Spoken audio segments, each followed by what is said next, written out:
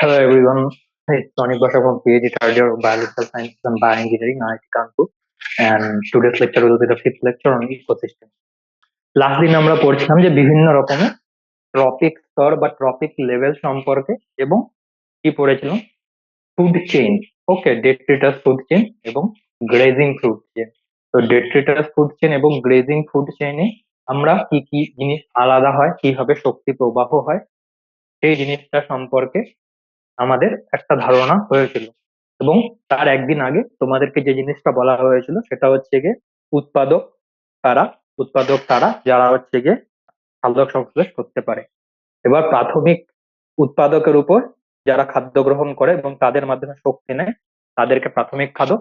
প্রাথমিক খাদকদের থেকে যারা শক্তি গ্রহণ করে বা প্রাথমিক খাদকদেরকে যারা খাদ্য হিসাবে গ্রহণ করে তারা গৌণ খাদক, এবং গৌণ খাদক যারা প্রগৌণ খাদক। তো এরকম এরকম করে কিন্তু একটা টপিক লেভেল তৈরি হয়। তো আজ আমরা যেখান থেকে শুরু করব সেটা হচ্ছে গিয়ে ফুড ওয়েব নিয়ে। ওকে, ফুড ওয়েব জিনিসটা কিরকম? ফুড ওয়েবটা হচ্ছে গিয়ে প্রথমে এই জিনিসটা কিরকম ভাবে তৈরি হয় এটা খুব সিম্পল জিনিস। যেমন কোনো একটা জায়গায় প্রথমে উৎপাদক ধরা যাক, উৎপাদক হিসাবে আমরা কাদেরকে নিতে পারি?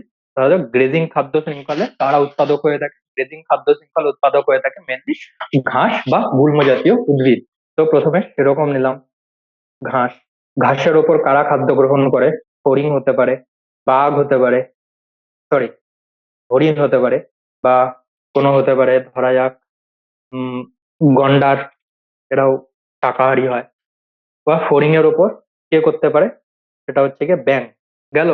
ব্যাঙকে খাদ্য হিসাবে কে গ্রহণ করতে পারে? সাপ। সাপকে বাজ পাখি। গেল। হরিণকে কে করতে পারে? হরিণকে করতে পারে বাঘ। গন্ডারের কে কেউ করতে পারে না, কিন্তু বাঘ আবার কি করতে পারে? এরা ন্যাচারালি হয় না, কিন্তু এরা কি করতে পারে? বাজ পাখিকেও খাদ্য হিসাবে গ্রহণ করতে পারে। গেল। এবার ধরা যাক আহ এখানটাতে কি হতে পারে? খরগোশ হলো। এবার খরগোশকে কি করে? বাঘও খাদ্য হিসেবে গ্রহণ করতে পারে, বাজ পাখিও খাদ্য হিসেবে গ্রহণ করতে পারে, সাপও খাদ্য হিসাবে গ্রহণ করতে পারে। তো এবার যদি তোমরা ভালো করে দেখো কেমন একটা মানে কোনো সেরকম কিন্তু সোজা দেখা যাচ্ছে না যে একদম হুম যদি দেখো তাহলে কি দেখবে যে কোনো কিন্তু সোজা এরকম একটা ইকোসিস্টেমে দেখা যাচ্ছে না, যেরকমটা এতক্ষণ পর্যন্ত তোমাদেরকে এক্সাম্পল দেওয়া হচ্ছিল। রাদার কি দেখা যাচ্ছে? দেখা যাচ্ছে যে না, এক পুরো ইকোসিস্টেমে খাদ্য এবং খাদকের যে সম্পর্কগুলো রয়েছে তাদেরকে যদি একটা কাগজে যদি আমরা এরকম ভাবে লিখি তাহলে কি হয়? যে জালকের ন্যায় কোন ন্যায় আকৃতি লাভ করে। ইকোসিস্টেমে খাদ্য খাদকের সম্পর্ককে, ইকোসিস্টেমে খাদ্য এবং খাদকের সম্পর্ককে কি করা হয়? এইভাবে ফুড ওয়েবের মাধ্যমে প্রকাশ করা যেতে পারে। গেল।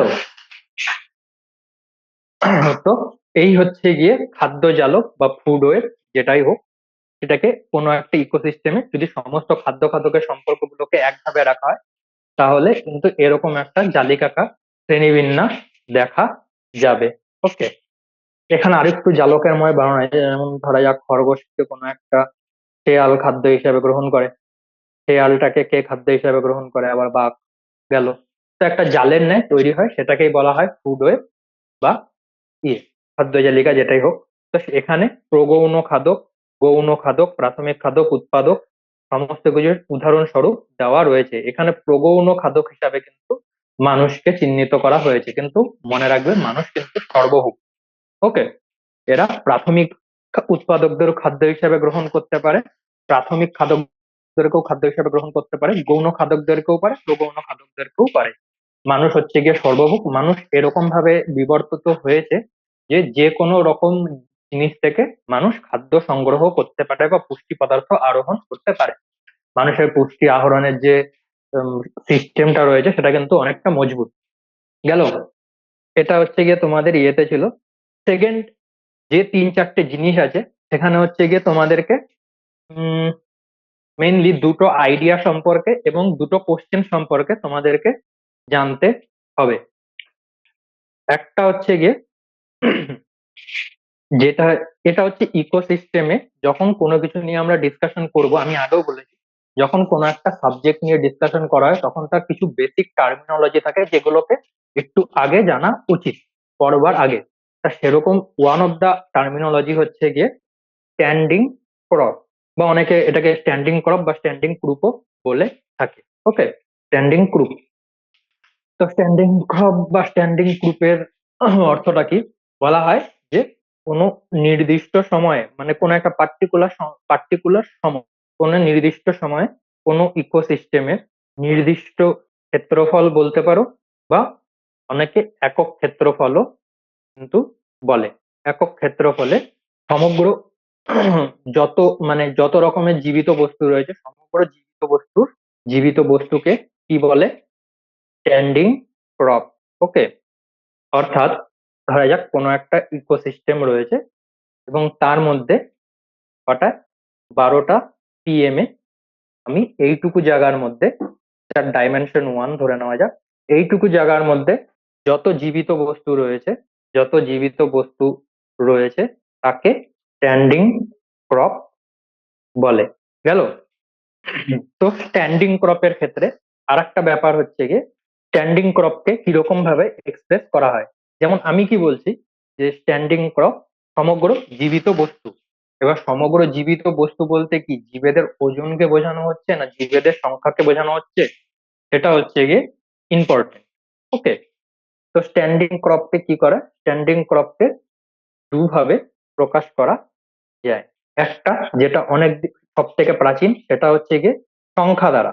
অর্থাৎ এই যে আমি তোমাদের ডেফিনেশনটা বললাম স্ট্যান্ডিং ক্রপের, এখানে আমি কি বলছি বলেছি, যে সমগ্র জীবিত বস্তুকে, সেই জিনিসটা কি হয়ে যাবে যখন আমি সংখ্যা দ্বারা এক্সপ্লেন করব, যে সমগ্র জীবিত বস্তুর, জীবিত জীবের সংখ্যাকে বলা যেতে পারে, জীবের সংখ্যাকে। ওকে, এই কথাটির অর্থ কি দাঁড়ালো?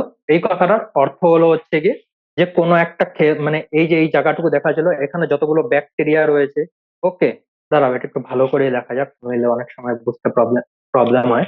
অর্থাৎ মাইক্রোস্কোপিক মাইক্রোস্কোপিক ব্যাকটেরিয়া থেকে শুরু করে সমস্ত উৎপাদক এবং খাদকদের একসাথে গণনা করা হয়। এই কথাটির অর্থ কি গেল? এই কথাটির অর্থ গেল যে এখানে যে আমি তোমাদেরকে জায়গাটা দেখিয়েছিলাম একক ক্ষেত্রফল, সেখানে যত জীবিত বস্তু রয়েছে, যেমন মানুষ 5 জন রয়েছে, গাছ 3টে, আম গাছ 3টে রয়েছে, কাঁঠাল গাছ 2টো রয়েছে, ঘাস এত স্কোয়ার কিলোমিটার এরিয়ায় রয়েছে, ব্যাকটেরিয়া এই ব্যাকটেরিয়া এতগুলো রয়েছে, এই ব্যাকটেরিয়া এতগুলো রয়েছে। তো সমস্ত কিছুকে যখন সংখ্যা দ্বারা প্রকাশ করা হয় তখন সেটাকে স্ট্যান্ডিং ক্রপ বলে। কিন্তু ব্যাপারটা হচ্ছে স্ট্যান্ডিং ক্রপকে, কিন্তু ব্যাপারটা হচ্ছে কি, যে যখন তুমি কোনো একটা জায়গায় এরকম ভাবে তুমি বলছো যে এতগুলো মানুষ রয়েছে, এতগুলো উৎপাদক রয়েছে, এতগুলো গৌণ খাদক রয়েছে, গৌণ খাদকদের মধ্যে এতগুলো স্পিসিস রয়েছে, এরকম এরকম এরকম, এটা অনেকটা টাফ হয়ে যায়। কারণ তোমরা নিজেরাও যদি দেখো যে কোনো একটা জায়গায় কোনো একটা একক ক্ষেত্রফলে কতগুলো ব্যাকটেরিয়া রয়েছে, আমরা যদি সেটা কাউন্ট করতে বসি, কাইন্ড অফ ইম্পসিবল বা ইললজিক্যাল লাগে অনেকটা। বা কোনো একটা জায়গায় ছোট কোনো একটা ঘাসের উপরেই যদি আমরা রিসার্চ করি, সেটাও দেখবো যে সেটা অনেকটা ইললজিক্যালি ব্যাপার, যে একটা বড় এরিয়ায় কতগুলো ঘাস রয়েছে সেটা কিন্তু আমরা ডাইরেক্টলি মেজার করতে পারবো না, ইনডাইরেক্টলি একটা অ্যাভারেজ ভ্যালু নেওয়া যেতে পারে। তো সংখ্যা দ্বারা যে জিনিসটা করা হয় সেটাকে অতটা অ্যাকুরেট ধরা হয় না। আর একটা কিরকম ভাবে স্ট্যান্ডিং ক্রপকে প্রকাশ করা যায়, সেটা হচ্ছে গিয়ে বায়োমাস বা শুষ্ক ওজনের দ্বারা। তো সবার আগে শুষ্ক ওজন ব্যাপারটা কি? শুষ্ক ওজন ব্যাপারটা হচ্ছে গিয়ে, ধরো এটা একটা পাতা যেটা তুমি সদ্য গাছ থেকে পেড়ে আনলে, এর ওয়েট ধরা যাক কত হবে, এর ওয়েট ধরা যাক 1 গ্রাম। এবার এটাকে কি করলে, তুমি একটি ওভেনে রেখে দিলে এবং এটাকে 2 দিন ধরে এটার মধ্যে ওভেনে কত 100 ডিগ্রি সেন্টিগ্রেডে রেখে দিলে, বা 80 ডিগ্রি সেন্টিগ্রেডে 2 দিন রেখে দিলে, এতে কি হবে? এর মধ্যে যে পরিমাণ জল বাগেরা ছিল, যত রকম H2O বাগেরা থাকবে, সেগুলো যখন চলে যেতে থাকবে ভিতর থেকে। ওকে, আমাদের যত সজীব বস্তু রয়েছে, সমস্ত সজীব বস্তুর মধ্যেই তো জল রয়েছে, H2O রয়েছে। তো এখান থেকে কি হবে, ধীরে ধীরে যখন তুমি 100 বা 80 ডিগ্রি সেন্টিগ্রেডে ইয়ে করতে থাকবে তখন H2O চলে যেতে থাকবে। যেই H2O চলে যেতে থাকবে তখন কি হবে, পাতার ওজন কিন্তু কমে যাবে। আগে ধরা যাক 1 গ্রাম ছিল, এখন কি দেখা যাচ্ছে কি 1 গ্রামের জায়গায় 250 mg। ওকে, তো কত 750 mg কি হয়েছে, জল উড়ে গেছে। এই যে 250 mg পাওয়া যাচ্ছে, এটাকেই বলা হয় শুষ্ক ওজন। অর্থাৎ কোনো জীব বস্তুর শুষ্ক ওজন বলতে কি বলছো, যে কোনো জৈব বস্তুর মধ্যেকার সমস্ত H2O কে বের করে নিলে যে ওয়েট, যে ওজন বা ভর থাকে, তাকে বলে শুষ্ক ওজন। গেল? তো একে বলে শুষ্ক ওজন। এবার বলা হচ্ছে যে শুষ্ক ওজন দ্বারা আমরা কি মেজার করব, স্ট্যান্ডিং ক্রপ। শুষ্ক ওজন দ্বারা, ওকে, তো শুষ্ক ওজন দ্বারা যখন কে হবে, তখন বলা হবে যে একক ক্ষেত্রফলে সমস্ত জৈব জীবিত বস্তুর দ্বারা, এটা একটু সংজ্ঞাটা ভালো করে দেখা যাক, কোনো ইকোসিস্টেমে কোনো নির্দিষ্ট সময়ে একক ক্ষেত্রফলে সমস্ত জীবিত বস্তুর শুষ্ক ওজনকে কি বলবে, বলে স্ট্যান্ডিং ক্রপ। তো স্ট্যান্ডিং ক্রপকে দু রকম ভাবে এক্সপ্লেন করা যায়, একটা হচ্ছে গিয়ে সংখ্যা দ্বারা, আর একটা হচ্ছে গিয়ে শুষ্ক ওজন দ্বারা। গেল?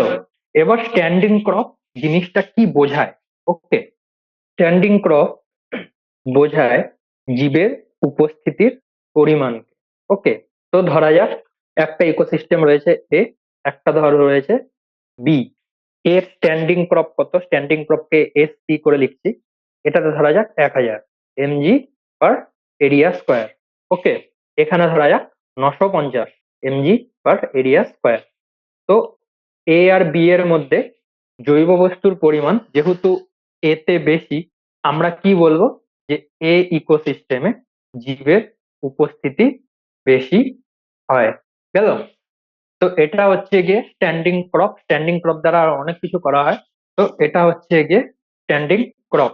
এবার স্ট্যান্ডিং ক্রপের পর যে জিনিসটা আসবো, যে জিনিসটা আগেও একদিন বলেছিলাম, সেটা হচ্ছে গিয়ে লিন্ডম্যানের 10% সূত্র। তার লিন্ডম্যানের 10% সূত্র। তো লিন্ডম্যানের 10% সূত্র কি বলে, সেটা বোঝার আগে প্রথমে একটা এক্সাম্পল নেওয়া যাক। উম, যেমন ধরা যাক ঘাস, ফড়িং, ব্যাং, সাপ, ঈগল।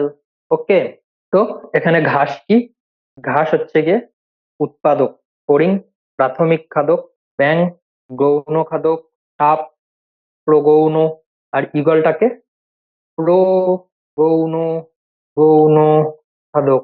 ওকে, তো লিন্ডম্যান কি বলেছিল, লিন্ডম্যান বলেছিল যে ঘাস যদি নিয়ারলি 100 ইউনিট সূর্য থেকে শক্তি সংগ্রহ করেছে ঘাস, ওকে, 100 ইউনিট শক্তি সংগ্রহ করেছে, তো ফড়িং সেখান থেকে কত পার্সেন্ট পাবে?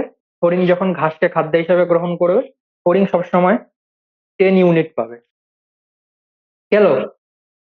লিন্ডম্যান অনেকগুলো এক্সপেরিমেন্ট করে বলেছিলেন, এক্সপেরিমেন্টের যে ফলাফল রয়েছে সেটাকে আমি এক্সপ্লেন করেছি। লিন্ডম্যানের এক্সপেরিমেন্ট কিন্তু কমপ্লিটলি আলাদা জিনিস, ওটা আলাদা জিনিস। আমরা লিন্ডম্যানের সূত্রটাকে শুধু দেখছি। ফড়িং যদি 10% পেয়ে 10 ইউনিট পায়, ব্যাংক কত ইউনিট পাবে? ব্যাংক পাবে 1 ইউনিট। ব্যাংক যদি 1 ইউনিট পেয়ে থাকে, সেখান থেকে সাপ কত পাবে? 0.1 ইউনিট। 0.1 ইউনিট যদি সাপ পায়, সেখান থেকে ঈগল কত পাবে?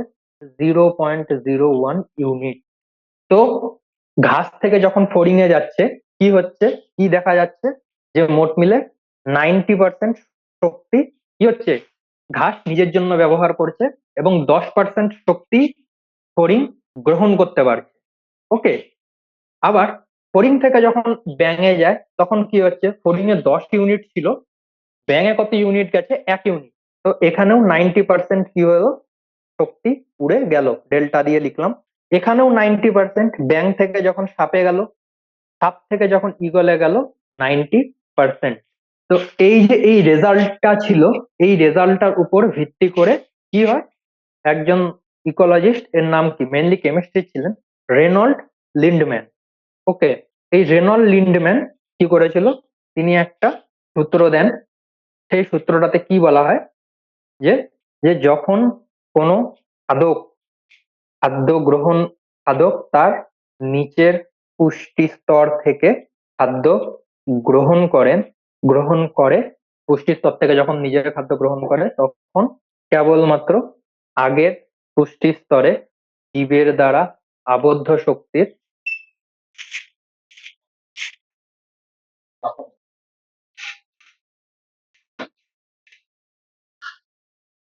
স্পষ্ট করা যাবে না। কেবলমাত্র আগের পুষ্টি স্তরে লাইট লাইট লাইট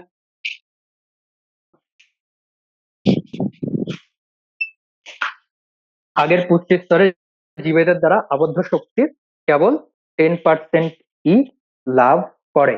ওকে, তো ঘাস যত পার্সেন্ট শক্তি নিজেদের দেহে আবদ্ধ করেছিল, হরিণ কত পেল? তার 10%। হরিণ যতখানি শক্তি নিজের দেহে আবদ্ধ করেছিল, ব্যাঙ তার কত পেল? 1 ইউনিট। তো ব্যাঙের থেকে সাপ কত পেল? আরো কম। ঈগল কত পেল? আরো কম। তো এটাই হচ্ছে গিয়ে লিন্ডম্যানের লিন্ডম্যান রুল। ওকে, এটাই হচ্ছে গিয়ে লিন্ডম্যানের 10% সূত্র। এবার এখানে একটা জিনিস নোটিস করা, যে খাদক যত খাদক রয়েছে, খাদকরা, হ্যাঁ, এটা অতটা ইম্পর্টেন্ট ছাড়ো। হুম। এবার কথা হচ্ছে গিয়ে, এটা তো একটা গেল। তো এখানে আমরা কি দেখছি, যে যত হুম যত আমরা ধীরে ধীরে ধীরে ধীরে ধীরে পুষ্টি স্তরে উপরে যাব, ওকে, উৎপাদক হয়ে গেল, প্রাথমিক খাদক হয়ে গেল, প্রগৌণ খাদক হয়ে গেল, দেখা যাচ্ছে যে যারা যারা প্রগৌণ খাদক তারা খুব অল্প পরিমাণে শক্তি লাভ করে, যে পরিমাণ কোনো একটা ইকোসিস্টেমে উৎপাদকদের দ্বারা আবদ্ধ হয়। কি লিখবো? যে প্রগৌণ খাদকরা, এটা মনে রাখতে হবে, প্রগৌণ খাদকরা খাদকরা খুব অল্প পরিমাণ শক্তিই নিজেদের দেহে আবদ্ধ করতে সক্ষম হয়। ওকে, প্রগৌণ খাদকরা খুব অল্প পরিমাণ শক্তি নিজেদের দেহে আবদ্ধ করতে সক্ষম হয়। তাই কোনো ইকোসিস্টেমে কি হয়, ইকোসিস্টেমে উৎপাদক যারা রয়েছে, উৎপাদকদের সংখ্যা সব থেকে বেশি, এবং কি হয়েছে, খাদকদের সংখ্যা কম হয়। তো খাদকদের সংখ্যা কম কেন হয়? যে কোনো একটা প্রাণীদের বা কোনো একটা জীবেদের যখন কি করতে হয়, বেঁচে থাকতে হয়, তার জন্য কি প্রয়োজন হয়? এনার্জির প্রয়োজন হয়, তোমাকে খাদ্য গ্রহণ করতে হবে। ওকে, তো এবার এনার্জি যখন ইগল অব্দি আস্তে আস্তে বা সাপ অব্দি আস্তে আস্তে এত পরিমাণে কমে যাচ্ছে, যে কোন একটা জায়গায় ঘাস যদি বায়োমাস অনুসারে প্রচুর হয়, সেখানে কিন্তু সাপ কিন্তু তার তুলনায় অনেকটা কিন্তু কম থাকবে। অর্থাৎ আমি কি বলতে চাইছি, যে কোনো একটা ইকোসিস্টেমে যারা প্রাথমিক খাদক হয়, সরি, যারা প্রাথমিক উৎপাদক হয়, তারা সর্বোচ্চ নাম্বারে থাকবে, হাইয়েস্ট নাম্বার। আর ধীরে ধীরে ধীরে ধীরে সেটা কমতে থাকে। প্রাথমিক খাদক হয়ে গেল, গৌণ খাদক আরো কম হবে, এবং ধীরে ধীরে কি, প্রগৌণ খাদক। তো অনেকে কি করলেন, যে এরকম একটা চার্ট বানালেন, ওকে, বেসড অন দ্য নাম্বার, যে কতগুলো করে একটা ইকোসিস্টেমে রয়েছে। তো দেখতে পারলেন উৎপাদক যারা রয়েছে তারা প্রচুর অ্যামাউন্টে রয়েছে, ঠিক আছে, ভালো কথা।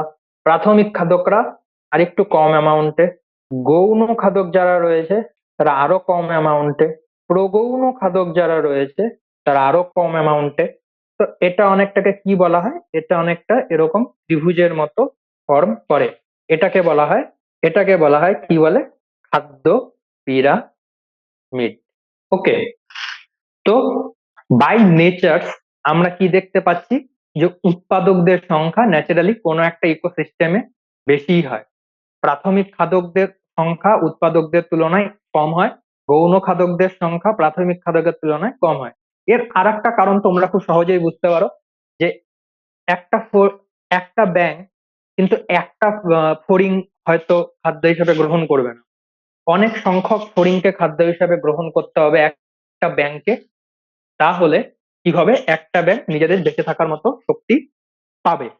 আবার এরকম একটা সাপ কিন্তু একটা ব্যাঙকে খাবে না, অনেকগুলো ব্যাঙকে তাকে খাদ্য হিসাবে গ্রহণ করতে হবে, তাহলেই কিন্তু সে বেঁচে থাকার জন্য শক্তি সংগ্রহ করতে পারবে। তো এমনটা কখনো হবে না যে প্রাথমিক খাদকদের সংখ্যা কি হয়েছে, উৎপাদকের তুলনায় বেড়ে গেছে। কারণ উৎপাদক শক্তি না তৈরি করলে প্রাথমিক খাদকরা খাবেই কি? আবার প্রাথমিক খাদকদের সংখ্যাও কোনোদিন গৌণ খাদকের সংখ্যার তুলনায় কিন্তু বেড়ে যাওয়া সম্ভব নয়।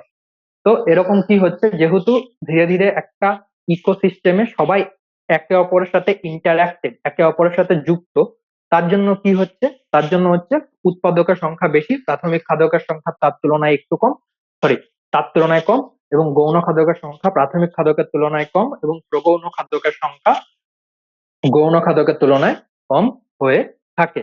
তো এটা হচ্ছে গিয়ে ওভারঅল সিস্টেম। হুম। তো অনেক সময় কি হয়, সাপোজ এই জিনিসটা যেটা লেখা আছে, এটাকে কি বলা হয়, এটাকে বলা হয় সংখ্যার পিরামিড। ওকে, ঠিক আছে, ভালো কথা। এরকম তিন রকমের পিরামিড হয়। কি কি পিরামিড হতে পারে?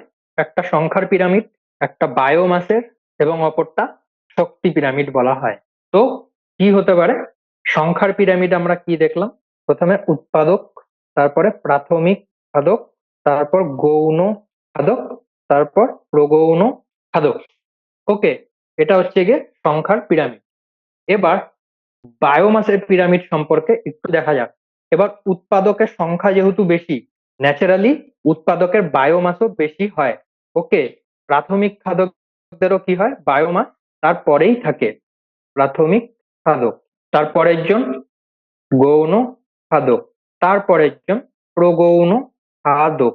গেল। তো উৎপাদক, প্রাথমিক খাদক, গৌণ খাদক এবং প্রগৌণ খাদক, এদের যদি আমরা বায়োমাসের পিরামিডও বানাই, তাহলে কিন্তু for most of the ecosystem সেমই থাকে। এবার শক্তি পিরামিড যদি আমরা বানাই, শক্তি পিরামিডটা এবার কি দেখতে হবে, শক্তি পিরামিডের জন্য যদি আমরা লিন্ডম্যান ফলো করি, তাহলে লিন্ডম্যান প্রথমেই বলছে যে উৎপাদকের মধ্যে সব থেকে বেশি পরিমাণে শক্তি থাকে, তারপর প্রাথমিক খাদকের মধ্যে সব থেকে বেশি পরিমাণে শক্তি থাকে, তারপর গৌণ খাদকদের মধ্যে সব থেকে বেশি শক্তি থাকবে, দেন প্রগৌণ খাদক, এবং তারপর আলাদা। এর অর্থ কি বোঝা যাচ্ছে?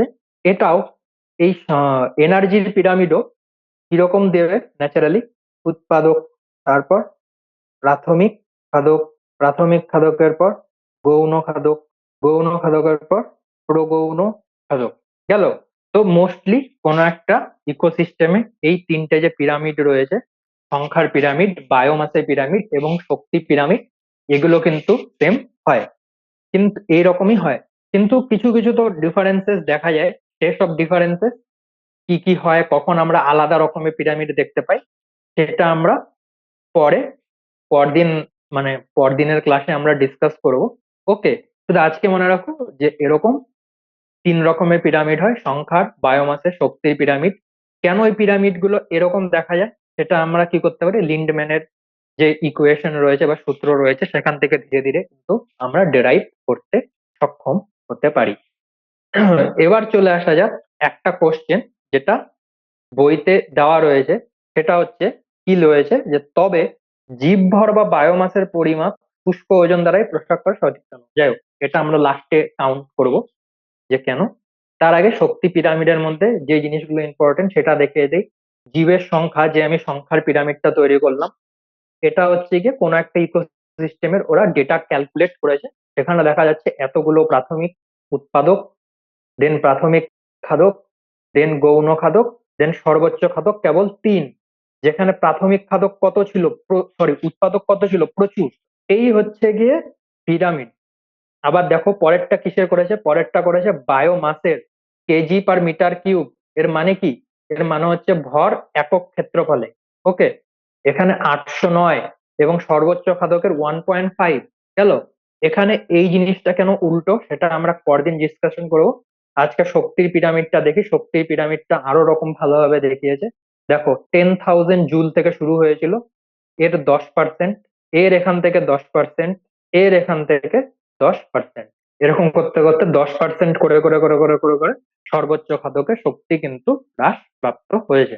তো শক্তি পিরামিডটা তেমন আহ মানে সংখ্যার পিরামিডে আর তেমন কিছু নেই, যে এক্সেপশন গুলো রয়েছে এবং সেগুলো কি জন্য তৈরি হয় সেগুলো একটু জানার রয়েছে। এবং এখন আমরা যে কোশ্চেনটা এম করব, যে আমরা যখন বায়োলজিতে কোনো কিছু ডিসকাস করি, তখন কি দেখি, যে সব জায়গায় যখন আমরা কিলোগ্রাম বাগেরা এরকম কিছু দেখছি, যে সেগুলোকে শুষ্ক ওজন দ্বারা প্রকাশ করা হয়। আর এখানে কোশ্চেনটা কি রয়েছে, যে জীবভরকে শুষ্ক ওজন দ্বারা কেন প্রকাশ করা হয়। তো এর পিছনে কতগুলো কারণ রয়েছে, তার মধ্যে কয়েকটা কারণ আমি ডিসকাশন করব।